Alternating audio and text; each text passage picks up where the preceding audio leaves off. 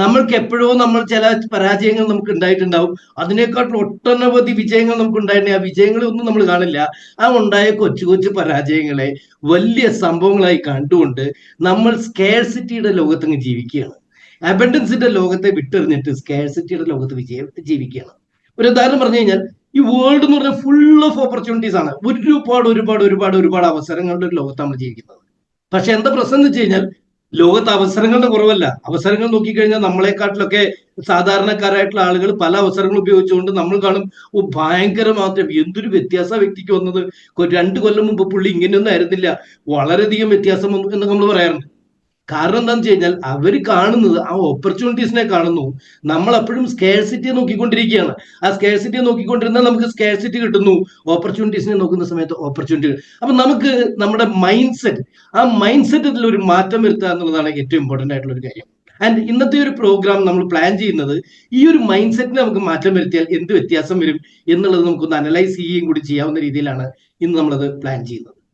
And abundance mind set അതെന്താണെന്ന് വെച്ച് കഴിഞ്ഞാൽ അത് അൺലോക്ക് ചെയ്യുന്നത് ഒരുപാട് ഒരുപാട് പൊട്ടൻഷ്യൽസ് ആണ്. ആൻഡ് സക്സസിലേക്കുള്ള ഒരുപാട് പാത്വേ നമുക്ക് ഓപ്പൺ ചെയ്ത് തരുന്നുള്ളതാണ്.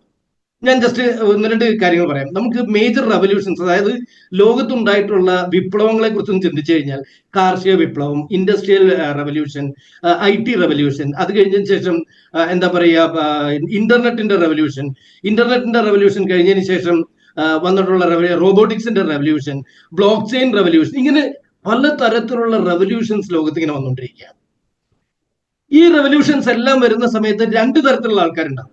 ഒരു തരത്തിലുള്ള ആൾക്കാർ എന്താ പറയുക, കമ്പ്യൂട്ടറൊക്കെ വരുന്ന സമയത്ത് അയ്യോ കമ്പ്യൂട്ടർ വന്ന എല്ലാ ആൾക്കാരുടെയും ജോലി പോവും, ഇനി ഇതിനകത്ത് ഒരു കാര്യമില്ല, കമ്പ്യൂട്ടർ ഒന്നും ഇവിടെ വരാനേ പാടില്ല എന്ന് പറയും. ട്രാക്ടർ വന്നു കഴിഞ്ഞാൽ കർഷകരുടെ പണിയൊക്കെ പോകും, ട്രാക്ടർ പോലുള്ള സംഭവങ്ങളൊന്നും വരാൻ പാടില്ല എന്ന് പറയും. കാര്യം വന്നു കഴിഞ്ഞാൽ ഉണ്ടാവുന്ന പ്രശ്നങ്ങളെ കുറിച്ച് ആലോചിച്ച് അതിനകത്ത് വറി ചെയ്ത് സ്കേഴ്സിറ്റിയെ പറ്റി ആലോചിക്കും, ഇതിനെക്കുറിച്ച് ചർച്ച ചെയ്യും, എല്ലാവരുടെയും മൈൻഡ് സെറ്റ് ആ ലെവലിലേക്ക് മാറും. ആ ലെവലിലേക്ക് മാറി ആ അസോസിയേഷൻ എന്തുണ്ടാക്കും, മൊത്തത്തിൽ സ്കേഴ്സിറ്റിയെ പറ്റി ചിന്തിക്കുമ്പോൾ നേരത്തെ പറഞ്ഞ ആ 3% ആളുകളുടെ പ്രത്യേകത എന്താ വെച്ച് കഴിഞ്ഞാൽ, അവർ അതിനുള്ളിലെ ഓപ്പർച്യൂണിറ്റീസിനെ അനലൈസ് ചെയ്യും. ഇങ്ങനൊരു അവസരം വരുന്നുണ്ട്, ട്രാക്ടർ വരുന്നുണ്ട്, ഇതിനെ ഞാൻ എങ്ങനെ യൂട്ടിലൈസ് ചെയ്യാം. അപ്പൊ അവരെന്ത് ചെയ്തു, നേരെ കർഷകരെ പോയി കാണുന്നു, ഞാനൊരു ട്രാക്ടർ വാങ്ങുന്നു, ഇവിടെ എല്ലാം ഞാൻ നിങ്ങൾക്ക് വരുന്ന ആ എമൗണ്ട് ചെലവ് ചുരുക്കി കൊടുക്കാമെന്നും പറഞ്ഞ് അവൻ കൃഷി ചെയ്യാനുള്ള പരിപാടികൾ ചെയ്തു. അവൻ അതിനെ ഒരു ഓപ്പർച്യൂണിറ്റി ആയിട്ട് കണ്ടു. കൂടുതൽ ട്രാക്ടർ ഉണ്ടാക്കുന്ന ആളുകൾ വന്നു. ഇനി കമ്പ്യൂട്ടർ വരുന്ന സമയത്ത് കമ്പ്യൂട്ടർ ഉണ്ടാക്കുന്ന ആളുകൾ വന്നു, കമ്പ്യൂട്ടർ വിൽക്കുന്ന ആൾക്കാർ വന്നു, കമ്പ്യൂട്ടറിന്റെ മെച്ചങ്ങൾ പറഞ്ഞു മനസ്സിലാക്കുന്ന ആളുകൾ വന്നു. ഇങ്ങനെ വന്നപ്പോൾ ആ മേഖലയിൽ നിന്ന ആളുകളെല്ലാം പണം ഉണ്ടാക്കുന്നു. IT മേഖലയിലേക്ക് വന്നു, ഇന്റർനെറ്റും കാര്യങ്ങളൊക്കെ വന്ന സമയത്ത് ഇന്റർനെറ്റിന്റെ ഗുണം പറഞ്ഞ് മനസ്സിലാക്കി, ഇന്റർനെറ്റിന്റെ യൂസേജിനെ കുറിച്ച് മനസ്സിലാക്കി, ലോകം മൊത്തം ഒന്നായിട്ട് കണക്ട് ചെയ്യുന്നതിനെ കുറിച്ച് മനസ്സിലാക്കുകയും അതിനുള്ള അവസരങ്ങൾ ഉപയോഗിക്കുകയും ചെയ്യുന്ന ആളുകൾ വന്നു. നിങ്ങളൊന്ന് ശ്രദ്ധിച്ചു നോക്കിയാൽ കാണാം, ഈ ആളുകളെല്ലാം ഇന്ന് ലോകത്ത് കോടീശ്വരന്മാരായിട്ട് നിൽക്കുന്ന ആൾക്കാരാണ്. ബ്ലോക്ക് ചെയിൻ വന്നു, ആർട്ടിഫിഷ്യൽ ഇന്റലിജൻസ്, ഈ അടുത്ത് തന്നെ വന്നൊരു കാര്യമാണ്. AI വരുന്ന സമയത്ത് ഞാൻ കേട്ടിട്ടുണ്ട്, AI വന്നു കഴിഞ്ഞാൽ ഇനിയിപ്പോ ഒരു രക്ഷയില്ല, കാറുകളിൽ ഡ്രൈവറുടെ ജോലി പോലും കിട്ടില്ല, ബാക്കി എല്ലാ പണിയും പോവാണ്. സകല എന്താ പറയുക, സെർവർമാരൊന്നും ആവശ്യമില്ല ഹോട്ടലില്, അവിടെ എല്ലാം കമ്പ്യൂട്ടറാണ് സാധനങ്ങൾ സപ്ലൈ ചെയ്യാൻ പോകുന്നത്. എന്ന് വെച്ചാൽ നമ്മൾക്ക് ഒന്നും ഇല്ലാതായി പോകാൻ പോവാ, കഷ്ടപ്പാടും ബുദ്ധിമുട്ട് വരാൻ പോവാണെന്നുള്ളതാണ് പലപ്പോഴും പലർത്തും ഏറ്റവും കൂടുതൽ സംസാരം വരുന്നത്. പക്ഷേ അതിനുള്ളിൽ കുറെ ആളുകൾ എന്ത് ചെയ്യുന്നു, അങ്ങനെയാണെന്നുണ്ടെങ്കിൽ അതിനെ എനിക്ക് എങ്ങനെ ഉപയോഗത്തിലേക്ക് മാറ്റാം, അതിനെ എങ്ങനെ നമുക്ക് ഉപയോഗത്തിലേക്ക് മാറ്റാം എന്ന് ചിന്തിക്കുന്ന ആ ഒരു രീതിയിലേക്ക് ആളുകൾ മാറുന്നു. മൈ ഡിയർ ഫ്രണ്ട്സ്, ഇന്ന് വളരെ പോസിറ്റീവായിട്ടൊരു കാര്യം എന്താണെന്ന് വെച്ച് കഴിഞ്ഞാൽ, ആ ചിന്താഗതികളിൽ മാറ്റങ്ങൾ വന്നുകൊണ്ടിരിക്കുകയാണ്. ആ ചിന്താഗതികൾ വളരെ സമൂലമായ മാറ്റങ്ങൾ വരുന്നതിന്റെ, ആ ലോകം ഡെവലപ്പ് ചെയ്യുന്നതനുസരിച്ച് മാറ്റങ്ങൾ വരുന്നതിന്റെ ഉദാഹരണം നിങ്ങൾ നോക്കിയാൽ കാണാം. 1910 തൊട്ട് 1918 വരെയുള്ള കാലഘട്ടങ്ങളിൽ ആകെപ്പാടെ ലോകത്ത് ഒരു ബില്യണയർ എന്ന് പറഞ്ഞു കഴിഞ്ഞാൽ, ശതകോടീശ്വരന്മാർ എന്ന് പറഞ്ഞാൽ ആകെപ്പാടെ ഒരാൾ മാത്രമേ ഉണ്ടായിരുന്നുള്ളൂ എന്നുണ്ടെങ്കിൽ, ഏതാണ്ട് 2020 കാലഘട്ടങ്ങളായപ്പോഴേക്കും അത് 2640 ബില്യണേഴ്സ് ഉണ്ടാകുന്ന ഒരു രീതിയിലേക്ക് എത്തി. അതായത് 2018 കാലഘട്ടങ്ങളിൽ 2208 ഉണ്ടായിരുന്നത് 2020 2023 കാലഘട്ടം ആയപ്പോഴേക്കും, അതായത് വെറും 18 തൊട്ട് 23 വരെയുള്ള 5 വർഷത്തിനുള്ളിൽ വർധന വന്ന് ഏതാണ്ട് 400 ബില്യണേഴ്സിന്റെ ഇൻക്രീസ് ആണ് ലോകത്ത് വന്നിട്ടുള്ളത്. എന്ന് വെച്ച് കഴിഞ്ഞാൽ ലോകം വളരെ ഫാസ്റ്റായി കൂടുതൽ ആളുകൾ കൂടുതൽ ഓപ്പർച്യൂണിറ്റീസ് ഉണ്ടാക്കിക്കൊണ്ട് ശതകോടീശ്വരന്മാരായി മാറിക്കൊണ്ടിരിക്കുന്നു എന്നുള്ളതാണ് മനസ്സിലാക്കുന്നത്. അപ്പൊ നമ്മൾ എന്താണ് ചെയ്യേണ്ടത്? ഈ മേഖലകളിലേക്ക് നമുക്ക് കടക്കണം എന്നുണ്ടെങ്കിൽ ഇതെങ്ങനെയാണ് ഇത് സാധ്യമാകുന്നത് എന്നുള്ളതിനെ കുറിച്ച് നമുക്ക് ചിന്തിക്കാൻ പറ്റും. ഇന്നത്തെ പണ്ട് കാലത്തെ ഒരു രീതി എങ്ങനെയാണെന്ന് വെച്ച് കഴിഞ്ഞ് കഴിഞ്ഞാൽ ആളുകളുടെ ടോട്ടൽ അസറ്റിനെ ബേസ് ചെയ്തുകൊണ്ടായിരുന്നു അവരുടെ അല്ലെങ്കിൽ അവരുടെ അസറ്റ് വാല്യൂ കണക്കാക്കിയിരുന്നത് അവരുടെ കയ്യിലുള്ള റിയൽ എസ്റ്റേറ്റ് വാല്യൂ ആയിരുന്നെങ്കിൽ ഇന്ന് അത് മാത്രമല്ല ഇതിന്റെ അസറ്റ്. അവരുടെ കയ്യിലുള്ള സ്വർണവും റിയൽ എസ്റ്റേറ്റ് വാല്യൂവിനെക്കാട്ടിലേറെ അവർ ഹോൾഡ് ചെയ്തുകൊണ്ടിരിക്കുന്ന ഷെയറുകളും അതിന്റെ ഒരു കണക്കാണ്. അപ്പൊ എന്താ സംഭവിക്കാന്ന് വെച്ച് കഴിഞ്ഞ് കഴിഞ്ഞാൽ ഏതെങ്കിലും നല്ല കമ്പനികളുടെ ഷെയറുകൾ വാങ്ങി വെച്ച ആളുകള് അവരെ സംബന്ധിച്ചിടത്തോളം എന്തുണ്ടാവുന്നു, അവരുടെ ഷെയറുകളുടെ വില വർദ്ധിക്കുന്നതിനനുസരിച്ച് അവരുടെ അസറ്റ് വാല്യൂ വർദ്ധിച്ചുകൊണ്ടിരിക്കുന്നു. ഇപ്പൊ റിലയൻസിനെ സംബന്ധിച്ചുള്ള റിലയൻസ് ലോകത്തെ ഏറ്റവും വലിയ കോടീശ്വരന്മാരുകളിൽ ഒരാളാവുന്നതിന്റെ ഒരു കാരണം എന്ന് പറയുന്നത് അവരുടെ കയ്യിലുള്ള അവരുടെ ഷെയറുകളുടെ വാല്യൂ കൂടുന്നത് തന്നെയാണ്. കാരണം 2019 കാലഘട്ടങ്ങളിൽ വെറും 1500 ഉണ്ടായിരുന്ന റിലയൻസിന്റെ ഷെയർ 2024 കാലഘട്ടം 2500 മാറി. ഒന്ന് ആലോചിക്കുക, ഈ വർധനവ് വരുന്ന സമയത്ത് അതിലിരിക്കുന്ന കൂടുതൽ കൂടുതൽ ഷെയറുകളുള്ള ആളുകൾ കൂടുതൽ കൂടുതൽ പണം ഉണ്ടാക്കുകയാണ്. TCS 2019 2100 ഉണ്ടായിരുന്നത് ഏകദേശം 3200 എത്തി എന്ന് വെച്ച് കഴിഞ്ഞാൽ ഏകദേശം ഒരു 50% വർധനവ് അതിനകത്ത് ഉണ്ടാക്കാൻ സാധിച്ചിട്ടുണ്ട്. അതായത് 2019 തൊട്ട് 24 വരെ എന്ന് പറയുമ്പോൾ 5 വർഷത്തിനുള്ളിൽ 50% വർധനവ് ഉണ്ടാക്കാൻ ആ ഷെയറുകൾക്ക് കഴിഞ്ഞു. എന്ന് വെച്ച് കഴിഞ്ഞാൽ ഈ ഷെയർ മാർക്കറ്റിന്റെ കാലഘട്ടം മറ്റൊരു ഓപ്പർച്യൂണിറ്റി ആയിരുന്നു. ഷെയർസ് വന്ന സമയത്ത്, അതായത് ആഗോളവൽക്കരണത്തിന്റെ ഭാഗമായിട്ടാണ് ഇന്ത്യയിൽ ഷെയറുകളും കാര്യങ്ങളും ഒക്കെ മറ്റു കമ്പനികളുടെ ഷെയർ മാർക്കറ്റും ഒക്കെ നിലവിൽ വന്നു. ആ വന്ന സമയങ്ങളിൽ അതിനെ ഉപയോഗിച്ചിട്ടുള്ളതും ശരിയായ രീതിയിലും തെറ്റായ രീതിയിലും ഉപയോഗിച്ചുള്ള ആൾക്കാരാണ്. നമുക്കറിയാം ഹർഷദ് മേത്ത പോലുള്ള സ്കാമുകൾ നടന്നിട്ടുള്ള കാലങ്ങളെ കുറിച്ച് നമുക്കറിയാം. പക്ഷേ ആ മേഖല പുതിയൊരു അവസരങ്ങളാണ് ലോകത്തിൽ തുറന്നു വന്നത്, ആളുകൾക്ക് തുറന്നു കൊടുത്തത്. ആ ഒരു അവസരങ്ങൾ ഉപയോഗിച്ച ആളുകൾ അവരുടെ അസറ്റ് വർദ്ധിപ്പിക്കാൻ അവർക്ക് സാധിച്ചു. ലോക കോടീശ്വരന്മാരിലേക്ക് എത്താൻ ഇന്ത്യക്കാർക്കും സാധിക്കുന്ന ഒരു അവസ്ഥയിലേക്ക് അത് മാറി. പുതിയ പുതിയ ഇൻഡസ്ട്രീസും ഫോറിൻ ഇൻവെസ്റ്റ്മെന്റ്സും എല്ലാം കൊണ്ടുവന്നുകൊണ്ട് ആ ഒരു രീതിയിലേക്ക് ഡെവലപ്പ് ചെയ്യാൻ പോകും. ഇപ്പൊ തിരിച്ച് വന്നിട്ടുള്ള മറ്റൊരു ഓപ്പർച്യൂണിറ്റി ഏതാണ്ട് 2008 ലോകത്ത് വന്ന മറ്റൊരു ഓപ്പർച്യൂണിറ്റിയാണ് ബ്ലോക്ക് ചെയിൻ ഇൻഡസ്ട്രിയുടെ ഒരു കാലഘട്ടം. ബ്ലോക്ക് ചെയിൻ ബേസ് ചെയ്തുകൊണ്ടുള്ള ക്രിപ്റ്റോ കറൻസീസിന്റെ ഒരു കാലഘട്ടം. നിങ്ങളൊന്ന് ആലോചിച്ച് നോക്കുക, ഇവിടുത്തെ വളർച്ചയും അതായത് ഷെയറിന്റെ വളർച്ചയും ക്രിപ്റ്റോ കറൻസികളുടെ വളർച്ചയും ജസ്റ്റ് ഒന്ന് കമ്പയർ ചെയ്യാം. പ്രമുഖമായിട്ടുള്ള ക്രിപ്റ്റോ കറൻസി എടുത്ത് നോക്കാം. 2019 ഡിസംബറിൽ ഒരു ബിറ്റ് കോയിന്റെ വില എന്ന് പറയുന്നത് $7200 ആയിരുന്നു. ഈ ക്രിപ്റ്റോ കറൻസികളുടെ മറ്റൊരു പ്രത്യേകത, ഞാൻ ഈ നേരത്തെ പറഞ്ഞ ഷെയറുകളെല്ലാം ഇന്ത്യൻ ഷെയർ മാർക്കറ്റിലെ ഷെയറുകളാണ്. ഇതെല്ലാം ഇന്ത്യയിൽ മാത്രമേ നമുക്ക് വിപണനം ചെയ്യാൻ പറ്റുള്ളൂ, ഇന്ത്യയിൽ മാത്രമേ മേടിക്കാനും വിൽക്കാനും പറ്റുള്ളെങ്കിൽ ക്രിപ്റ്റോ കറൻസികളുടെ പ്രത്യേകത എന്ന് വെച്ച് കഴിഞ്ഞാൽ ലോകത്തെമ്പാടും വിപണനം ചെയ്യാൻ പറ്റുന്നതാണ്. ലോകത്ത് എല്ലായിടത്തും മാർക്കറ്റ് ഉള്ളതാണ്. ലോകത്ത് പല സ്ഥലങ്ങളിൽ നിന്നും ആളുകൾ മേടിക്കുകയും വിൽക്കുകയും ചെയ്യുന്ന ഒരു ഇന്റർനാഷണൽ കമ്മോഡിറ്റിയാണ്. 2019 $7200 ഉണ്ടായിരുന്ന ബിറ്റ് കോയിൻ 2024 1 ലക്ഷമാണ്. ഒന്ന് ആലോചിച്ച് നോക്കൂ, ഷെയർ മാർക്കറ്റിൽ 2019 1500 ഉണ്ടായിരുന്നത് 2024 2500 ആണെങ്കിൽ ബിറ്റ് കോയിൻ 2019 $7200 ഉണ്ടായിരുന്നത് 2024 ആയപ്പോൾ $1 ലക്ഷം എത്തിയിരിക്കുന്നു. അപ്പൊ അതിന്റെ വളർച്ചാ നിരക്ക് നോക്കുക. 2019 വെറും $130 ഉണ്ടായിരുന്ന എത്തേറിയം ഏകദേശം 2024 ആയപ്പോ $3929 വരേക്കും പോയിരിക്കുന്നു. റിപ്പിൾ 2019 വെറും 19 സെന്റ് ഉണ്ടായിരുന്നത് $2.38 കയറിയിരിക്കുന്നു. LTC ലൈറ്റ് കോയിൻ $45 ഉണ്ടായിരുന്നത് $137 വർദ്ധിച്ചിരിക്കുന്നു. ഒന്ന് ആലോചിച്ച് നോക്കുക. അപ്പൊ അസറ്റിൽ വന്ന വർധനം എന്തായിരിക്കും? ഇതിലൊക്കെ ഇൻവെസ്റ്റ് ചെയ്യുന്ന ആളുകളുടെ അസറ്റിൽ വന്നിട്ടുള്ള വർധനം എന്തായിരിക്കും എന്നുള്ളത് നമ്മൾ മനസ്സിലാക്കേണ്ട കാര്യമാണ്. അപ്പൊ നമ്മളിവിടെ മാക്ലേൺ എന്ന് പറയുന്ന ഈ ഒരു കോൺസെപ്റ്റ് കൊണ്ട് ഉദ്ദേശിക്കുന്ന കാര്യം എന്താണെന്ന് വെച്ച് കഴിഞ്ഞാൽ, ഈ പറയുന്ന കാര്യങ്ങളെല്ലാം ചെയ്യണം എന്ന ആഗ്രഹമുള്ള ഒരുപാട് ആൾക്കാരുണ്ട്. പക്ഷെ ഈ ഓപ്പർച്യൂണിറ്റീസ് നമ്മുടെ മുമ്പിലുണ്ട്. പക്ഷെ ഈ ഓപ്പർച്യൂണിറ്റീസ് എന്താണ് എന്ന് നമുക്ക് പറഞ്ഞു തരാനോ മനസ്സിലാക്കി തരാനോ നമുക്ക് സാധിക്കാത്തതിന്റെ റീസൺ അത്തരം മേഖലകളെ കുറിച്ചുള്ള അറിവുകൾ നമ്മൾ നേടാത്തത് കൊണ്ടാണ്. കാരണം എന്താ വെച്ച് കഴിഞ്ഞാൽ നമ്മുടെ സ്കൂൾ വിദ്യാഭ്യാസത്തിലൊന്നും അല്ലെങ്കിൽ കോളേജ് വിദ്യാഭ്യാസത്തിലൊന്നും നമുക്ക് പറഞ്ഞു തരുന്ന കാര്യങ്ങളല്ല എങ്ങനെ പണം സമ്പാദിക്കണം എന്നുള്ളത്, മറിച്ച് എങ്ങനെ നല്ലൊരു ജോലിക്കാരനാവണം എന്ന് മാത്രമേ പഠിപ്പിച്ചിരുന്നു. കാരണം എന്താണെന്ന് വെച്ച് കഴിഞ്ഞാൽ നന്നായി പഠിക്കും മോനെ, പഠിച്ചാൽ മാത്രമേ നിനക്ക് നല്ലൊരു ജോലി കിട്ടുകയുള്ളൂ, ഒരു ജോലി കിട്ടിയാൽ മാത്രമേ നിന്റെ ജീവിതം രക്ഷപ്പെടുകയുള്ളൂ എന്ന് പഠിപ്പിച്ചിട്ടുള്ള ആളുകൾ ലിവറേജ് കിട്ടാൻ വേണ്ടി എന്ത് ചെയ്യുന്നു? വിദേശ രാജ്യങ്ങളിൽ പോയിട്ട് ജോലി ചെയ്തിട്ട് ഇന്ത്യൻ കറൻസിയിൽ കിട്ടുന്നതിന് പകരം ഫോറിൻ കറൻസിയിൽ കിട്ടുമ്പോൾ കുറച്ച് കൂടുതൽ പണം കിട്ടും എന്നുള്ളതിൽ അട്രാക്റ്റഡായി ഇന്ത്യയെ പോയി വിട്ടിട്ട് പുറമേ പോയിട്ട് വല്ലവർക്കും വേണ്ടി പണിയെടുക്കുന്ന ഒരു കാലഘട്ടത്തിലേക്ക് മാറും. മൈ ഡിയർ ഫ്രണ്ട്സ്, ഇവിടെ ഏറ്റവും നമ്മൾ മനസ്സിലാക്കേണ്ട ഒരു കാര്യം, ഇന്ത്യയിൽ തന്നെ വലിയ വലിയ ഓപ്പർച്യൂണിറ്റീസാണ് കിടക്കുന്നത്. ആ ഓപ്പർച്യൂണിറ്റീസ് കിടക്കുന്നതെല്ലാം ബിസിനസ്സിലാണ്, അല്ലാതെ എംപ്ലോയ്മെന്റിലല്ല. ഒരു പണിയെടുക്കുന്ന അല്ലെങ്കിൽ നമ്മൾ പഠിക്കുന്നത് ഒരിക്കലും ഒരു എംപ്ലോയി ആവാനോ മറ്റാർക്കെങ്കിലും വേണ്ടി ജോലി ചെയ്യുന്നവരാകുന്നതിനെക്കാട്ടിലേറെ നമ്മൾ അത് ചെയ്യണ്ടെന്ന് ഞാൻ പറയുന്നില്ല. പക്ഷെ അതിന്റെ ഒപ്പം ആ മറ്റവർക്കും വേണ്ടി ജോലി ചെയ്യുന്നത് നമുക്കൊരു പുതിയ ബിസിനസ് പഠിക്കുന്നതിലൂടെ ആവണം എന്നുള്ളൊരു മൈൻഡ് സെറ്റിലാണെന്നുണ്ടെങ്കിൽ വലിയ വലിയ വ്യത്യാസങ്ങൾ നമുക്ക് ഉണ്ടാക്കാൻ സാധിക്കുന്നുള്ളത്. അപ്പൊ ഞാൻ ഇവിടെ മാക്ലനിൽ നമുക്ക് ഇത്തരത്തിലുള്ള ഓപ്പർച്യൂണിറ്റീസിനെ കുറിച്ചും ഇത്തരത്തിലുള്ള മേഖലകളിലുള്ള ട്രേഡിങ്ങിനെ കുറിച്ചും ആളുകൾക്ക് മനസ്സിലാക്കി കൊടുക്കുക എന്നുള്ളതാണ് മാക്ലൻ ഇവിടെ ചെയ്യുന്നത്. മാക്ലൻ ഓഫേഴ്സ് എ ഗെയിമിഫൈഡ് പ്ലാറ്റ്ഫോം, അതായത് ഒരു കളിയുടെ രൂപത്തിൽ ഒരു ഗെയിം കളിക്കുന്ന രീതിയിൽ ക്രിപ്റ്റോ കറൻസി എന്ന് പറയുന്നത് എന്താണെന്നും ഇന്ന് ഏറ്റവും ഭയങ്കര ലാഭം ഉണ്ടാക്കാവുന്ന ഫോറക്സ് ട്രേഡിംഗ് എന്നുള്ളത് എന്താണെന്നും ഉള്ള ഒരു അറിവ് ആളുകളിലേക്ക് കൊടുക്കുക. ഈ അറിവില്ലാത്തതിന്റെ പേരിൽ ഉണ്ടാവുന്ന പ്രശ്നം എന്താ അറിയൂ? അറിവുള്ള ഒരു കൂട്ടം ആൾക്കാരുണ്ട്, ഇതിനെക്കുറിച്ച് ഏകദേശം അറിവുള്ള കൂട്ടം ആൾക്കാരുണ്ട്. ഈ അറിവില്ലായ്മയെ മുതലാക്കിക്കൊണ്ട് സാധാരണക്കാരായിട്ടുള്ള ആളുകളുടെ പൈസ നഷ്ടപ്പെടുത്തുകയാണ് ചെയ്യുന്നത്. ക്രിപ്റ്റോയിൽ ഇപ്പൊ ഞാൻ നേരത്തെ പറഞ്ഞ കണക്കൊക്കെ എടുത്ത് കാണിച്ചിരുന്നു. എന്നിട്ട് പറയൂ, എന്റെ പേര് ഗോപാലൻ, എന്റെ ഒരു കോയിൻ ഉണ്ട്, ഗോപാലൻ കോയിൻ.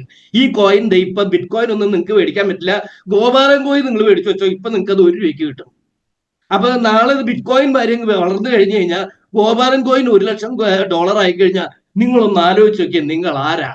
ഇത് കേൾക്കുമ്പോൾ നമ്മൾ ചിന്തിക്കും, ചിലപ്പോൾ ഗോപാലൻ കോയിൻ വളർന്നാലോ, കുറെ കാശ് കൊണ്ടൊന്ന് ഗോപാലൻ കോയിനിലിടും, ഗോപാലൻ കോയിൻ അവിടെ കിടക്കും, പ്രത്യേകിച്ച് ഒരു മാറ്റം ഉണ്ടാവാൻ പോകില്ല. ഇത് സ്വാഭാവികമായിട്ട് ഈ മേഖലകളിൽ അറിവുണ്ടാവുമ്പോൾ സമയത്ത് കുറച്ച് അറിവില്ലാത്ത ആളുകളെ യൂട്ടിലൈസ് ചെയ്യുന്ന മറ്റൊരു മെത്തേഡാണ്. പിന്നെ ബിറ്റ് കോയിന്റെ ഈ വളർച്ച കാണിച്ചതിന് ശേഷം പറയും, കണ്ടോ ബിറ്റ് കോയിൻ ഇത്ര വെച്ചിട്ട് ഇത്ര കയറി, ഞാൻ ബിറ്റ് കോയിനിൽ ട്രേഡ് ചെയ്യുന്ന ആളാണ്, വില കുറയുമ്പോൾ മേടിച്ചു വെക്കുന്നു, വില കൂടുമ്പോൾ വിൽക്കുന്നു, ഇങ്ങനെ ഞാൻ ട്രേഡ് ചെയ്തുകൊണ്ടിരിക്കുന്നു. ഇത്രയും വലിയ വളർച്ച കിട്ടുന്ന മേഖലകളിൽ നിങ്ങൾ എൻ്റെ അടുത്ത് പണം തരൂ, ഞാൻ നിങ്ങൾക്ക് ഇത് വളർത്തിത്തരാം. ഇത്രയും വലിയ വളർച്ച കിട്ടുന്ന മേഖലയിൽ നാട്ടുകാരുടെ അടുത്ത് കാശ് മേടിച്ച് വളർത്തേണ്ട കാര്യമുണ്ടോ? അവന് വേണ്ടി സ്വയം ഏത് ബാങ്കിൽ നിന്ന് ലോൺ എടുത്തു കഴിഞ്ഞാലും ചെയ്തൂടെ? അതൊന്ന് അത്ര നല്ലൊരു ട്രേഡർ ആണ് എന്നുണ്ടെന്നുണ്ടെങ്കിൽ അദ്ദേഹത്തിനെ സപ്പോർട്ട് ചെയ്യാൻ, കോടിക്കണക്കിന് സപ്പോർട്ട് ചെയ്യാൻ, അത് പ്രൂവ് ചെയ്ത് കഴിഞ്ഞാൽ സപ്പോർട്ട് ചെയ്യാൻ എത്രത്തോളം ഇന്നത്തെ കാലത്ത് ഇൻവെസ്റ്റ്മെന്റ് കിട്ടൽ ഒരു ബുദ്ധിമുട്ടുള്ള ഒരു കാര്യമല്ല. കാര്യം എന്താ വെച്ച് കഴിഞ്ഞാൽ ക്രൗഡ് ഫണ്ടിങ്ങും അതേമാതിരി തന്നെ എന്താ പറയുക, വെഞ്ചർ ക്യാപിറ്റലിസ്റ്റും ഇഷ്ടം പോലെയാണ്. നല്ല പ്രൊജക്ട് ഉണ്ടായാൽ മാത്രം മതി. പൈസയ്ക്ക് ഇന്ന് ക്ഷാമില്ലാത്തൊരു കാലഘട്ടത്തിൽ നമ്മൾ ജീവിക്കുന്നത്. ലോകത്തുള്ള വലിയ വലിയ ബിസിനസ് ചെയ്തിട്ടുള്ള ആളുകളെല്ലാം പുതിയ പുതിയ ബിസിനസ്സുകളെ പ്രൊമോട്ട് ചെയ്യാൻ വേണ്ടി അവർ പൈസ കൊടുത്തുകൊണ്ടിരിക്കുകയാണ്. നല്ല ബിസിനസ്സും നല്ല പ്രൊജക്റ്റും ആണെന്നുണ്ടെന്നുണ്ടെങ്കിൽ അതിന് കാശിന് ഒരു ബുദ്ധിമുട്ടുമില്ല. ഇന്ന് ഗവൺമെന്റ് തന്നെ ഒരുപാട് സ്കീംസ് ഇറക്കിയിട്ടുണ്ട്. സബ്സിഡി അടക്കം നല്ലതാ പ്രൊജക്റ്റ് ആണെന്ന് പ്രൂവ് ചെയ്ത് കഴിഞ്ഞ് കഴിഞ്ഞാൽ നമുക്ക് സബ്സിഡി അടക്കം വലിയ കാശൊന്നും ഇറക്കാതെ നമ്മുടെ കഴിവ് മാത്രം ഉപയോഗിച്ച് കഴിഞ്ഞാൽ പണം ഉണ്ടാക്കാവുന്ന ഒരുപാട് മേഖലകൾ ഇന്നിവിടെ നമ്മുടെ മുമ്പിലുണ്ട്. അപ്പൊ സ്വാഭാവികമായിട്ടും എന്താ ഉണ്ടാവുന്നത്? നമ്മൾക്ക് ഈ മേഖലകളെ കുറിച്ച് അറിവില്ലാതിരുന്നു കഴിഞ്ഞാൽ അറിവുള്ളവൻ നമ്മൾക്കിട്ട് നമ്മളുടെ പണത്തെ നഷ്ടപ്പെടുത്തുകയല്ലാതെ നമുക്ക് വലുതായിട്ട് നേടാൻ പറ്റില്ല. അപ്പൊ നമുക്കൊരു ബേസിക് ആയിട്ടുള്ള കാര്യങ്ങൾ, പറയുന്ന കാര്യങ്ങളെ കുറിച്ച് ഒരു അറിവുണ്ടാവുക എന്നുള്ളത് വളരെ പ്രധാനമാണ്. അങ്ങനെ ഒരു അറിവുണ്ടാക്കി കൊടുക്കുക, ബേസിക് ആയിട്ടുള്ള ഒരു അറിവുണ്ടാക്കി കൊടുക്കുക എന്നുള്ളതാണ് മാക്ലൻ എന്ന് പറയുന്ന ആ ഒരു സിസ്റ്റം കൊണ്ട് നമ്മൾ കമ്പനി ഇവിടെ ഉദ്ദേശിച്ചുകൊണ്ടിരിക്കുന്നത്. മാക്ലൻ എന്ന് പറയുന്നത് ബേസിക്കലി UK ബേസ്ഡ് ആയിട്ടുള്ള ഒരു കമ്പനിയാണ്. മാർക്കറ്റ് ആൽഫാക്കസ് ലിമിറ്റഡ് എന്ന് പറയുന്ന കമ്പനിയുടെ ഒരു ലേണിംഗ് പ്രൊജക്റ്റ് ആണ് മാക്ലൻ എന്ന് പറയുന്നത്. ഒരു സ്റ്റാർട്ടപ്പ് കമ്പനിയാണ് മാർക്കറ്റ് ആൽഫാക്കസ് ലിമിറ്റഡ്. അവരുടെ ഒരു ഇനിഷ്യേറ്റീവാണ്, സോഫ്റ്റ്വെയർ ഇനിഷ്യേറ്റീവാണ് മാക്ലൻ എന്ന് പറയുന്നത്. ലോകത്തെല്ലായിടത്തും ഉള്ള ഈ ഒരു പ്രശ്നം ഇന്ത്യയിൽ മാത്രമല്ല, ലോകത്തെല്ലായിടത്തും ഉള്ളതാണ്. ആളുകൾക്ക് ഇതിനെക്കുറിച്ചുള്ള ബേസിക് അവയർനെസ് കിട്ടുക എന്നുള്ളത്, എസ്പെഷ്യലി ക്രിപ്റ്റോ കറൻസി ഓഫ് ഫോറക്സിനെ കുറിച്ചുള്ള അവയർനെസ് ഉള്ള ലോകത്തെ പോപ്പുലേഷനെ കണക്കെടുക്കുകയാണെങ്കിൽ 5% താഴെ ആളുകൾക്ക് മാത്രമേ ഇതിനെക്കുറിച്ച് അവയർനെസ് ഉള്ളൂ. ബാക്കിയുള്ള 95% ആളുകളും അവയർ അല്ല. അപ്പൊ ആ ആളുകളിലേക്ക് ഇത് എത്തിക്കുക, ഇൻഫർമേഷൻസ് എത്തിക്കുക, അല്ലെങ്കിൽ മനസ്സിലാക്കി കൊടുക്കുക എന്നുള്ള ഒരു ലക്ഷ്യത്തോട് കൂടിയിട്ട് സ്റ്റാർട്ട് ചെയ്തിട്ടുള്ള ഒരു ഇനിഷ്യേറ്റീവാണ് മാക്ലൻ എന്ന് പറയുന്നത്. ആൻഡ് ഇതെല്ലാം പ്രൊഫഷണൽ ആയിട്ടുള്ള സോഫ്റ്റ്വെയർ മേഖലയിലുള്ള ആളുകളാണ്. ഇവിടെ പ്രത്യേകിച്ച് ഇതിനകത്ത് ഈ സോഫ്റ്റ്വെയർസ് ആണ് നമുക്ക് തരുന്നത്. അതിനകത്തൂടെ നമുക്ക് ഇതിനകത്തുള്ള ഇൻഫർമേഷൻസ് ആണ് നമുക്ക് കിട്ടുന്നത്. എന്തൊക്കെയാണ് തരുന്നത്? കീ ഫീച്ചേഴ്സ് എന്ന് പറഞ്ഞു കഴിഞ്ഞാൽ interactive tools, basic and advance strategies, trading എങ്ങനെ ചെയ്യാം, നമുക്ക് പ്രാക്ടീസ് ചെയ്യാം. ട്രേഡ് ചെയ്ത് കഴിഞ്ഞാൽ മാത്രം പോരാ, അത് നമുക്ക് പ്രാക്ടീസ് ചെയ്യണം. അതെങ്ങനെ പ്രാക്ടീസ് ചെയ്യാം? നമുക്ക് വലിയ പൈസ ഒന്നും തന്നെ ഇറക്കാതെ നമുക്ക് എന്താ പറയാ, ഡമ്മി USDT വെച്ചുകൊണ്ട് ട്രേഡ് ചെയ്ത് പ്രാക്ടീസ് ചെയ്യാം. ട്രേഡ് ചെയ്ത് പ്രാക്ടീസ് ചെയ്യുമ്പോൾ നമുക്ക് കുറെ മാക് ടോക്കൺസ്, അതിന് പ്രത്യേകിച്ച് വാല്യൂ ഒന്നുമില്ല, ജസ്റ്റ് നമുക്കൊരു ഗിഫ്റ്റ് എന്നുള്ള രീതിയിൽ മാക് കോയിൻസ് നമുക്ക് ലഭിക്കുന്നു. നമ്മൾ ട്രേഡ് ചെയ്ത് ലോസ് ഉണ്ടാക്കിയ മാക് കോയിൻസ് നഷ്ടപ്പെടുന്നു. അപ്പൊ നമുക്ക് ഈ സിസ്റ്റത്തിനകത്തേക്ക് വരുമ്പോൾ തന്നെ കുറച്ച് മാക് ടോക്കൺസ് ഫ്രീ ആയിട്ട് കിട്ടുന്നു. അത് ഉപയോഗിച്ചുകൊണ്ട് നമുക്ക് ട്രേഡ് ചെയ്ത് പഠിക്കാൻ സാധിക്കുന്നു. നമുക്ക് പഠിക്കാൻ സാധിക്കുന്നു അതായത് ക്രിപ്റ്റോ കറൻസി എന്താണെന്നും ഫോറക്സ് ട്രേഡിംഗ് എന്താണെന്നും എങ്ങനെ ട്രേഡ് ചെയ്യണം, എങ്ങനെയാണ് നമ്മൾ അതിനകത്തെ ടൂൾസ് ഉപയോഗിക്കേണ്ടത് എന്നുള്ളതിനെ കുറിച്ച് നമുക്ക് പഠിക്കാൻ സാധിക്കുന്നു. അത് പഠിച്ച് നമുക്ക് പരീക്ഷ എഴുതാം. പരീക്ഷയിൽ വിജയിക്കുന്ന സമയത്ത് നമുക്ക് ട്രേഡ് ചെയ്യാനുള്ള മാക് ടോക്കൺസ് നമുക്ക് അക്യൂമുലേറ്റ് ചെയ്യാം. വിജയിച്ചുകൊണ്ട് നമുക്ക് അക്യൂമുലേറ്റ് ചെയ്യാം. പരാജയപ്പെടുകയാണെങ്കിൽ ഒബ്വിയസ്ലി നമുക്ക് മാക് ടോക്കൺസ് നഷ്ടപ്പെടുന്നു. അതേപോലെ നമുക്ക് മറ്റുള്ളവർക്ക് ഇത് പകർന്നു കൊടുക്കാം, മറ്റുള്ളവർക്ക് ഇത് പറഞ്ഞു കൊടുത്തുകൊണ്ട് അവരെയും കൂടി ഈ ഒരു ഇനിഷ്യേറ്റീവിനകത്തേക്ക് മെമ്പറാക്കാം. അപ്പോൾ ഗുണം എന്താ വെച്ച് കഴിഞ്ഞാൽ നമുക്ക് ഒരു കൂട്ടം ആൾക്കാർ, നമ്മളെപ്പോഴും സ്കൂളിലൊക്കെ പോകുമ്പോൾ നമ്മൾ ആഗ്രഹിക്കുന്നതാണ് നമ്മുടെ കൂടെയുള്ള ആൾക്കാരും കൂടി, നമ്മുടെ കൂട്ടുകാരും കൂടി ആ സ്കൂളിൽ ഉണ്ടെന്നുണ്ടെങ്കിൽ പഠിക്കാൻ ഒരു രസമുണ്ട്. എന്ന് പറയുന്ന മാതിരി നമ്മുടെ കൂടെയുള്ള ആൾക്കാരെ നമ്മൾ ഇതിനകത്തേക്ക് കൊണ്ടുവരുന്നു. അപ്പൊ എല്ലാവരും കൂടി ഒരു ഡിസ്കസ് ചെയ്ത് നമുക്ക് പഠിക്കാൻ സാധിക്കുന്നു, മാർക്കറ്റിലുള്ള ടൂൾസ് ഉപയോഗിക്കാൻ സാധിക്കുന്നു. അത്തരത്തിൽ ഡിസ്കഷൻ ഉപയോഗിച്ചുകൊണ്ട് പുതിയ പുതിയ മേഖലകൾ നമുക്ക് തുറന്നു കിട്ടുന്നു. ഇതൊക്കെയാണ് മെയിനായിട്ട് ബാക്ക്ലാൻഡിൽ. ബാക്ക്ലാൻഡിൽ നമുക്ക് കിട്ടുന്നത് learn crypto and forex, demo trading with Mac tokens, top market news, മാർക്കറ്റിലുള്ള റെഗുലർ ആയിട്ടുള്ള ന്യൂസ് വരുന്നതെല്ലാം നമുക്ക് അപ്ഡേറ്റഡ് ആയിട്ട് കിട്ടുന്നു. ഒരു കോയിനെ സംബന്ധിച്ചിടത്തോളം നമുക്ക് ഇപ്പോൾ ട്രേഡ് ചെയ്യണം തോന്നി, അതിന്റെ മാർക്കറ്റ് സെന്റിമെന്റ്സ് എന്താണ്, ബൈ ചെയ്യാനുള്ള സമയമാണോ സെൽ ചെയ്യാനുള്ള സമയമാണോ എന്നുള്ള ആ മാർക്കറ്റ് സെന്റിമെന്റ്സിനെ കുറിച്ചുള്ള ഒരു അറിവ് കിട്ടുന്നു. ഏതൊക്കെ കോയിനാണ് ഹോട്ടായിട്ട് നിൽക്കുന്ന അത്തരം ഹോട്ട് കോയിൻസിനെ കുറിച്ചുള്ള ഒരു ക്രിപ്റ്റോ കോയിൻസ് ഹീറ്റ് മാപ്പ്, പിന്നെ ലൈവ് മാർക്കറ്റ് റേറ്റ്സ്, ഇതെല്ലാമാണ് നമുക്ക് മെയിൻ ആയിട്ട് ഇവിടെ കിട്ടുന്നത്. അതേപോലെ ഫോറക്സിനെ കുറിച്ചുള്ള ഫോറക്സ് റേറ്റ്സ്. മോഡ്യൂൾസ് എന്ന് പറയുന്ന സമയത്ത് ഏകദേശം നമുക്ക് 49 മോഡ്യൂൾ വീതം ഫോറക്സിന്റെയും ക്രിപ്റ്റോസിന്റെയും 49 മോഡ്യൂൾസ് വീതമുണ്ട്. നമുക്ക് ലൈവ് ആയിട്ടുള്ള ചാർട്ട് കാണാം. ആ ചാർട്ടിനകത്ത് വെച്ച് നമുക്ക് ട്രേഡിംഗ് ചെയ്യാം. മാക് ടോക്കൺസ് റിവാർഡായിട്ട് കിട്ടുന്ന രീതിയിൽ നമുക്ക് ട്രേഡ് ചെയ്ത് മാക് ടോക്കൺസ് മേടിക്കാം. ആൻഡ് അതേമാതിരി തന്നെ നമുക്ക് ന്യൂസുകൾ നമുക്ക് അറിയാൻ സാധിക്കും. ക്രിപ്റ്റോ ന്യൂസിനെ കുറിച്ചും ഫോറക്സിനെ കുറിച്ചുള്ള ലൈവ് ന്യൂസുകൾ നമുക്കറിയാം. ഏതൊക്കെ കോയിനാണ് ഹോട്ടായിട്ട് നിൽക്കുന്നത്, ഏതൊക്കെ കോയിനാണ് വലിയ ഇതില്ലാതെ നിൽക്കുന്നത് എന്നുള്ള ഡീറ്റെയിൽസ് നമുക്ക് ഒറ്റ നോട്ടത്തിൽ നോക്കാനായിട്ടുള്ള ഈ ഈ ഹീറ്റ് മാപ്സ് തുടങ്ങിയിട്ടുള്ള സാധനങ്ങൾ ഇതെല്ലാം ചെയ്യുന്നത് ഈ മാർക്കറ്റ് അൽഫക്കസ് എന്ന് പറയുന്നത് ഒറ്റയ്ക്കല്ല. It has associated with cryptocurrency ട്രേഡിങ്ങിനാണെന്നുണ്ടെങ്കിൽ ബിറ്റ്ഗറ്റുമായിട്ട് അസോസിയേറ്റ് ചെയ്തിട്ടുണ്ട്. ഫോറക്സ് ട്രേഡിങ്ങിനാണെങ്കിൽ കാൾട്ടണുമായിട്ട് അസോസിയേറ്റ് ചെയ്തിട്ടുണ്ട്. ഇത്തരം ചാർട്ടുകൾ പ്രൊവൈഡ് ചെയ്യുന്നതിനായിട്ട് ഇനി ട്രേഡിംഗ് വ്യൂയിലേക്കായിട്ട് അസോസിയേറ്റ് ചെയ്തിട്ടുണ്ട്. ട്രേഡിംഗ് വ്യൂവിന്റെ സപ്പോർട്ടോട് കൂടിയിട്ടാണ് ഇത്തരം ചാർട്ടുകളും കാര്യങ്ങളും എല്ലാം ചെയ്യുന്നത്. അങ്ങനെ നമുക്ക് ഒരു ഇൻഡിവിജ്വലിന് മാത്രം ഒറ്റയ്ക്കിരുന്ന് ചെയ്യുന്നതിനെക്കാട്ടിലേറെ പറ്റാവുന്ന കുറെ കാര്യങ്ങൾ ഒന്നിച്ച് ചേർക്കുന്ന ഒരു സിസ്റ്റമാണ് മാക്ലിനോട് ചെയ്തിട്ടുള്ളത്. ഇതിൽ ഏറ്റവും പക്കയായിട്ടുള്ള, നമ്മളെ സംബന്ധിച്ചിടത്തോളം ഏറ്റവും നമുക്ക് ഉപകാരപ്രദമായിട്ടുള്ള മറ്റൊരു കാര്യം കൂടി ഉള്ളതെന്ന് വെച്ച് കഴിഞ്ഞാൽ ഒരു അഡീഷണൽ വരുമാനത്തിലുള്ള ഒരു ഓപ്പർച്യൂണിറ്റിയും കൂടി ഇതിന്റെ അഫിലിയേറ്റ് പ്രോഗ്രാമിൽ മാക്ലിൻ തരുന്നുണ്ട്. എന്നെയൊക്കെ ഏറ്റവും അധികം ഇൻട്രസ്റ്റ് ആക്കിയിട്ടുള്ള കാര്യം എന്ന് വെച്ച് കഴിഞ്ഞാൽ നമുക്ക് ട്രേഡ് ചെയ്യാനാണെന്നുണ്ടെങ്കിലും എന്താ പറയുക, ട്രേഡ് ചെയ്യാൻ പഠിച്ചുകൊണ്ട് മാത്രമായില്ല, ആ പഠിച്ച് ട്രേഡ് ചെയ്യണമെന്നുണ്ടെങ്കിൽ അതിനകത്ത് ഇൻവെസ്റ്റ് ചെയ്യാനായിട്ടുള്ള പൈസ വേണം. ആ പൈസ ഉണ്ടാക്കാനായിട്ടുള്ള ഒരു മാർഗം എങ്ങനെ ഉണ്ടാവണം എന്ന് വെച്ചിട്ടുണ്ടെന്നുണ്ടെങ്കിൽ നമുക്ക് റെഗുലർ ആയിട്ട് ഇങ്ങനെ നമുക്കൊന്നും ചെയ്യാൻ പറ്റാത്ത സമയം വരുമ്പോഴും നമുക്കിങ്ങനെ റെഗുലർ ആയിട്ട് പൈസ കിട്ടിക്കൊണ്ടേയിരിക്കണം. ഈ റെഗുലർ ആയിട്ട് നമുക്ക് പൈസ ഇങ്ങനെ കിട്ടിക്കൊണ്ടിരിക്കണമെങ്കിൽ നമ്മൾ തന്നെ പണിയെടുത്താൽ, നമ്മൾ പണിയെടുക്കുമ്പോൾ മാത്രമേ നമുക്ക് പൈസ കിട്ടുള്ളൂ.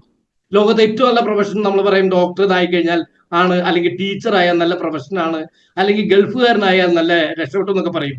പക്ഷെ ഇവിടെ എല്ലാം പറയുന്ന ഒരു പ്രശ്നം എന്താ വെച്ച് കഴിഞ്ഞാൽ അവരൊക്കെ എപ്പോൾ പണിയെടുക്കൽ നിർത്തുന്നു അപ്പോൾ അവരുടെ വരുമാനം നിന്നു എന്നുള്ളതാണ്.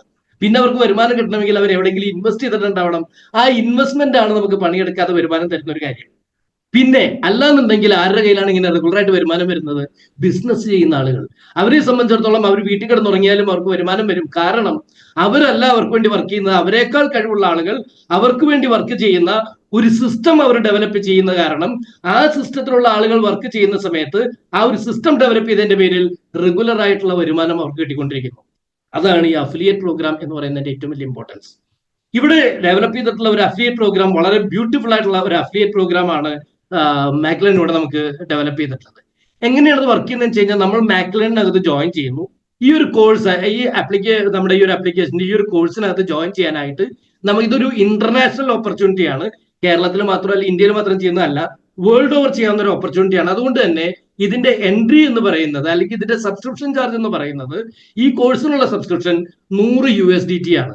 $100, അതായത് ടെതർ കോയിൻ, US$ന്റെ ടെതർ കോയിൻ ആയിട്ടുള്ള USDT ആണ് ഇതിനകത്ത് എൻട്രി ഫീ. $100 എന്ന് പറയുമ്പോൾ ഇന്ത്യൻ റുപ്പീസ് കണക്കാക്കുകയാണെങ്കിൽ ഏകദേശം ഒരു 9,000 രൂപ നമുക്ക് എൻട്രി ഫീ വരുന്നുണ്ട്. നമ്മൾ ജോയിൻ ചെയ്യുന്നു, നമ്മൾ അഫിലിയേറ്റ് ആയിട്ട് രജിസ്റ്റർ ചെയ്യുന്നു. രജിസ്റ്റർ ചെയ്തതിന് ശേഷം നമ്മൾ ഈ ഒരു കാര്യം നമ്മൾ പ്രൊമോട്ട് ചെയ്യുന്നു ആളുകളിലേക്ക്, നമ്മുടെ ഫ്രണ്ട്സിനോടും റിലേറ്റീവ്സിനോടും പ്രൊമോട്ട് ചെയ്യുന്നു. നമ്മളുടെ റെഫറലിൽ ആരെങ്കിലും ഈ കോഴ്സ് സബ്സ്ക്രൈബ് ചെയ്യുകയാണെന്നുണ്ടെങ്കിൽ നമുക്ക് അതിന് കമ്മീഷൻ ലഭിക്കുന്നു. നമ്മളുടെ വർക്കിന്റെ വോളിയം കൂടുന്നതനുസരിച്ച് കൂടുതൽ വരുമാനം നമുക്ക് ലഭിക്കുന്ന രീതിയിലാണ് ഈ സിസ്റ്റം ഡെവലപ്പ് ചെയ്തിട്ടുള്ളത്. ഫസ്റ്റ് ആദ്യത്തെ സ്റ്റെപ്പ് എന്ന് പറയുന്നത് നമ്മൾ അസോസിയേറ്റ്, നമ്മൾ സബ്സ്ക്രൈബ് ചെയ്യുന്നു, $100 കൂടി സബ്സ്ക്രൈബ് ചെയ്യുന്ന സമയത്ത് നമ്മൾ അസോസിയേറ്റ് എന്ന് പറയുന്ന പൊസിഷനിലേക്ക് എത്തി. അസോസിയേറ്റ് ആയി നമ്മൾ ഓരോ വ്യക്തിയെ ഡയറക്റ്റ് ആയിട്ട് റെഫർ ചെയ്യുമ്പോഴും നമുക്ക് $30 വെച്ച് കിട്ടും. എന്ന് വെച്ചാൽ ഒരു 2 പേരെ ഡെയിലി റെഫർ ചെയ്യാൻ പറ്റിക്കഴിഞ്ഞാൽ ദിവസം ഒരു $60 വെച്ച് നമുക്ക് വരുമാനം ഉണ്ടാക്കാം. ഒരു മാസം 60 × 30 $1,800 വരുമാനം ഉണ്ടാക്കാം. $1,800 എന്ന് പറഞ്ഞു കഴിഞ്ഞാൽ ഇന്നത്തെ കണക്കനുസരിച്ച് ഏകദേശം ഒരു 1.5 ലക്ഷം രൂപ മാസം വരുമാനം ഉണ്ടാക്കാം. വെറും 2 പേര് ഡെയിലി റെഫർ ചെയ്യാൻ പറ്റിയാൽ. ഇത് നമ്മൾ റെഫർ ചെയ്താൽ നമുക്ക് കിട്ടാവുന്ന വരുമാനമാണ് ഞാൻ ഈ പറഞ്ഞത്. രണ്ടാമത്തത് നമ്മൾ ഒരു 5 പേരെയെങ്കിലും നമ്മൾ റെഫർ ചെയ്ത് കഴിഞ്ഞാൽ നമ്മൾ ഇതിനകത്ത് അടുത്തൊരു റാങ്കിലേക്ക് എത്തി. നമ്മുടെ സ്റ്റാറ്റസ് എന്ന് പറയുന്നത് മാക് അഫിലിയേറ്റ് എന്ന് പറയുന്ന ഒരു സ്റ്റാറ്റസിലേക്ക് എത്തി. ഈ സ്റ്റാറ്റസിൽ എത്തിയാലുള്ള ഗുണം എന്താണെന്ന് വെച്ച് കഴിഞ്ഞാൽ നമ്മൾ ഡയറക്റ്റ് ആയിട്ട് റെഫർ ചെയ്തതിന് ഈ 5 പേരെ റെഫർ ചെയ്യുമ്പോഴേ നമുക്ക് $30 വെച്ചാണ് കിട്ടിയിരുന്നെങ്കിൽ ഈ 5 പേര് കഴിഞ്ഞാൽ 6ാമത്തെ ആളെ നമ്മൾ റെഫർ ചെയ്യുമ്പോൾ നമുക്ക് $30 അല്ല കിട്ടുക, പിന്നീട് അവിടെ നമുക്ക് കിട്ടുക $40. എന്ന് വെച്ചാൽ നമ്മൾക്ക് 2 പേരെ വീതം ഡെയിലി റെഫർ ചെയ്യുകയാണെങ്കിൽ നമുക്ക് ഒരു മാസം കൊണ്ട് കിട്ടിയിരുന്ന 1.5 ലക്ഷം രൂപയാണെങ്കിൽ നമ്മൾ അഫിലിയേറ്റ് സ്റ്റാറ്റസിലേക്ക് എത്തിക്കഴിഞ്ഞു കഴിഞ്ഞാൽ 2 പേരെ വെച്ച് റെഫർ ചെയ്യുമ്പോൾ $80 വെച്ച് കിട്ടും. എന്ന് വെച്ചാൽ മാസം $2400 കിട്ടും. $2400 എന്ന് പറഞ്ഞാൽ ഏകദേശം 2 ലക്ഷം രൂപയുടെ മുകളിലായി. അപ്പൊ ഒന്ന് ആലോചിച്ച് നോക്കൂ. അപ്പൊ നമ്മളുടെ വെറും 5 പേരെ റെഫർ ചെയ്യുന്നതിൽ കൂടി നമ്മുടെ സ്റ്റാറ്റസ് ഒന്നുകൂടി വർദ്ധിച്ചു. മറ്റൊരു ഗുണവും കൂടി ഇവിടെ ഉണ്ട്. നേരത്തെ നമ്മൾ ചെയ്യുന്നതിന് മാത്രമേ വരുമാനം കിട്ടുന്നുള്ളൂ. ഈ അഫിലിയേറ്റ് എന്ന് പറയുന്ന സ്റ്റാറ്റസ് ആയി കഴിഞ്ഞാൽ നമുക്കുള്ള ഗുണം എന്താണെന്ന് വെച്ച് കഴിഞ്ഞാൽ നമ്മൾ ഡയറക്റ്റ് ആയിട്ട് ചെയ്യുന്നതിന് 40 കിട്ടും. നമ്മൾ ഡയറക്റ്റ് നേരത്തെ റെഫർ ചെയ്തിരുന്ന ആൾക്കാർ അവരെ ചെയ്തപ്പോൾ നമുക്ക് 30 കിട്ടിയത്. അവരൊരാളെ ഇൻട്രൊഡ്യൂസ് ചെയ്യുകയാണെങ്കിൽ അവർക്ക് 30 കിട്ടും, ബാക്കിയുള്ള 10 നമുക്ക് കിട്ടും. നമ്മൾ 40കാരനാണ്, നമ്മുടെ ടീമിലുള്ള ആൾ വെറും 30കാരനാണ്, അദ്ദേഹത്തിന് 30 കിട്ടുന്നു, ബാക്കിയുള്ള 10 നമുക്ക്. എന്ന് വെച്ചാൽ നമ്മളുടെ റാങ്കുകൾ വർദ്ധിക്കുന്നതിനനുസരിച്ച് നമുക്ക് പെർസെൻറ്റേജ് വർദ്ധിക്കുന്നു. അപ്പൊ ഡിഫറൻസ് പെർസെൻറ്റേജ് നമുക്ക് എക്സ്ട്രാ കിട്ടിക്കൊണ്ടിരിക്കുന്നു. അപ്പൊ ഇവിടെ നമ്മളുടെ ലെവൽ എന്ന് പറയുന്നത് നമ്മൾ ചെയ്യുന്നതിനും നമ്മൾ ചെയ്യാത്തതിനും വരുമാനം കിട്ടുന്ന ഒരവസ്ഥയിലേക്ക് നമ്മൾ വരുന്നു. എന്ന് വെച്ച് കഴിഞ്ഞാൽ അടുത്തൊരു ലെവലിലേക്ക് വരിക എന്ന് വെച്ച് കഴിഞ്ഞാൽ അവിടെ നമ്മുടെ ലീഡർഷിപ്പ് സ്റ്റാർട്ട് ചെയ്യാണ്. നമ്മൾ എങ്ങനെ ആ ഒരു 40% ലെവലിലേക്ക് എത്തിയോ ആ കാര്യങ്ങൾ നമ്മുടെ ടീമിലുള്ളവരെ പഠിപ്പിച്ചു കൊടുത്ത് അറ്റ്ലീസ്റ്റ് 2 പേരെയെങ്കിലും ആ ലെവലിലേക്ക് ഉയർത്തുക. അപ്പോഴേക്ക് ഏകദേശം നമ്മുടെ ടീമിൽ ഒരു 10-25 പേരായിട്ടുണ്ടാവും. അങ്ങനെ ഒരു 25 പേരുടെ ടീം നമ്മളൊരു 10 പേരെങ്കിലും ഡയറക്റ്റ് ആയിട്ട് റെഫർ ചെയ്യണം. കാര്യം നമ്മളൊരു ലീഡർഷിപ്പ് എന്ന് പറയുമ്പോൾ നമ്മൾ ചെയ്തു കാണിക്കണം. അപ്പൊ 5 എന്നുള്ളത് 10 ഡയറക്റ്റും 2 പേരെങ്കിലും നമ്മുടെ ടീമിൽ അഫിലിയേറ്റും ആവുന്ന സമയത്ത് നമ്മൾ അടുത്ത റാങ്കിലേക്ക് എത്തി, അംബാസിഡർ എന്ന് പറയുന്ന റാങ്കിലേക്ക് എത്തി. ഈ റാങ്കിലേക്ക് എത്തിക്കഴിഞ്ഞ് കഴിഞ്ഞാൽ പിന്നീട് നമുക്ക് കിട്ടുന്ന കമ്മീഷൻ ഡയറക്റ്റ് ആയിട്ട് ഒരാളെ റെഫർ ചെയ്താൽ $45 ആണ്. നമ്മൾ നേരത്തെ പറഞ്ഞ കണക്കനുസരിച്ച് 2 പേരെ വീതം ഡെയിലി റെഫർ ചെയ്ത് പോവുകയാണെങ്കിൽ $90 ഡെയിലി കിട്ടും. ഒരു മാസം $2700 നമുക്ക് സമ്പാദിക്കാം. എന്ന് വെച്ച് കഴിഞ്ഞാൽ ഏതാണ്ട് 2.5 ലക്ഷം രൂപയുടെ മുകളിൽ നമുക്ക് ഒരു മാസം വരുമാനമായി. നമ്മൾ അടുത്ത റാങ്കിലേക്ക് എത്തുന്ന സമയത്ത് നമ്മൾ ഡയറക്റ്റ് ആയിട്ട് ചെയ്യുന്നതിന് മാത്രം. ഇത് കൂടാതെ നമ്മളുടെ ടീമിൽ നിന്നുള്ള വരുമാനം വേറെ. കാര്യം നമ്മുടെ ടീമിലുള്ള ആൾ 30%കാരനാണെങ്കിൽ അയാളുടെ ടീമിൽ നിന്ന് നമുക്ക് വരുന്നത്, നമ്മൾ കൊണ്ടുവന്ന ഒരാൾ 30%കാരനാണെങ്കിൽ അയാളുടെ ടീമിൽ നിന്ന് നമുക്ക് $15 കിട്ടും. നമ്മുടെ ടീമിലുള്ള അഫിലിയേറ്റ് ആണെന്നുണ്ടെങ്കിൽ അയാളുടെ ടീമിൽ നമുക്ക് $10 കിട്ടും. അപ്പൊ അങ്ങനെ നമ്മളുടേതായ വരുമാനവും നമ്മളുടേതല്ലാത്ത വരുമാനവും നമുക്ക് കിട്ടും. ഈ രീതിയിൽ നമുക്ക് റാങ്കുകൾ ഉയർത്തി കൊണ്ടുപോകാം.